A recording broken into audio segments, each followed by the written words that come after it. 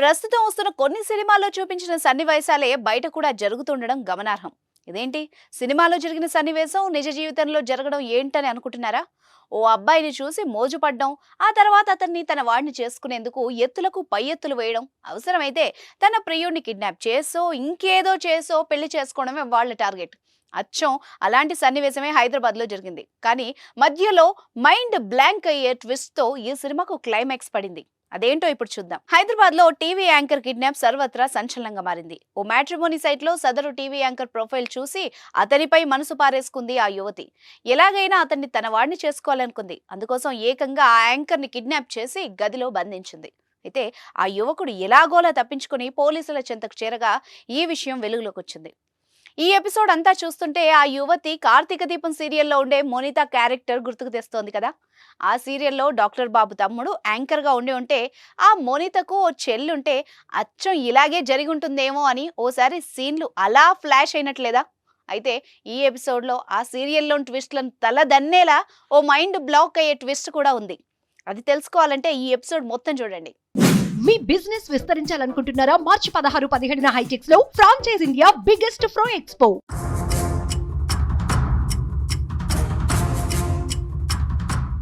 Open చేస్తే తృష్ణ అనే యువతి డిజిటల్ మార్కెటింగ్ చేస్తోంది. పలు స్టార్టప్ కంపెనీలకు ఎండీగా కూడా వ్యవహరిస్తోంది.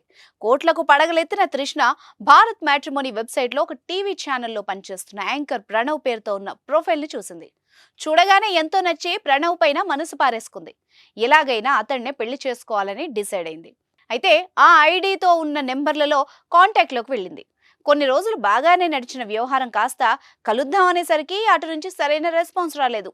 ఎలాగైనా ప్రణవ్నే పెళ్లి చేసుకోవాలని నిర్ణయించుకున్న తృష్ణ తన పరపతిని ఉపయోగించి ప్రణవ్ను కిడ్నాప్ చేయించి ఒక గదిలో బంధించింది. ఈ నెల 11న యాంకర్ ప్రణవ్ను కొందరు బంధించారని సిటీ పోలీసులకు ఫిర్యాదు వచ్చింది. అయితే తనకి ఏమీ అర్థం కాని ప్రణవ్ ఎలాగోలా అక్కడి నుంచి తప్పించుకొని పోలీసులను చేరుకున్నాడు. పెళ్లి చేసుకోమని తనను కిడ్నాప్ చేశారని జరిగిన విషయం చెప్పడంతో పోలీసులు షాక్ కి గురయ్యారు. అసలు ఏం జరిగిందని పోలీసులు దర్యాప్తు చేయగా అసలు విషయం బయటకు వచ్చింది. ప్రణవ్ను కిడ్నాప్ చేయించిన నిందితురాలు తృష్ణను పోలీసులు ఉప్పల్లో అరెస్ట్ చేశారు.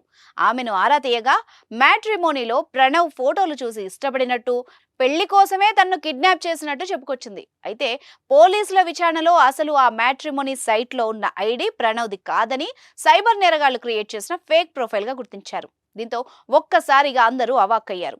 అయితే పెళ్లి కోసం ఒత్తిడి చేసి ఏకంగా కిడ్నాప్ వరకు వెళ్లిన తృష్ణను మాత్రం పోలీసులు అరెస్ట్ చేసి రిమాండ్కు తరలించారు. ఈ కేసుపై ఉప్పల్ పిఎస్ లో Malkajgiri ACP Purushottam Reddy press meet ఏర్పాటు చేసి పలు విషయాలు వెల్లడించారు.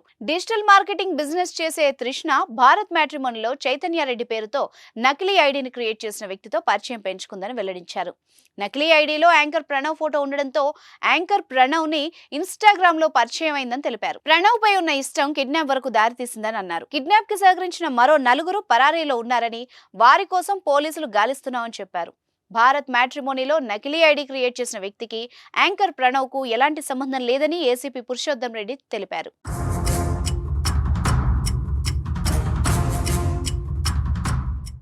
11వ తారీఖు రోజు Uppal police station Malkajgiri sub డివిజన్లో మనకు ఒక కంప్లైంట్ రిజిస్టర్ అయింది. కిడ్నాప్ కేసు కింద ఉప్పల్ పోలీస్ స్టేషన్లో కేసు రిజిస్టర్ చేయడం జరిగింది.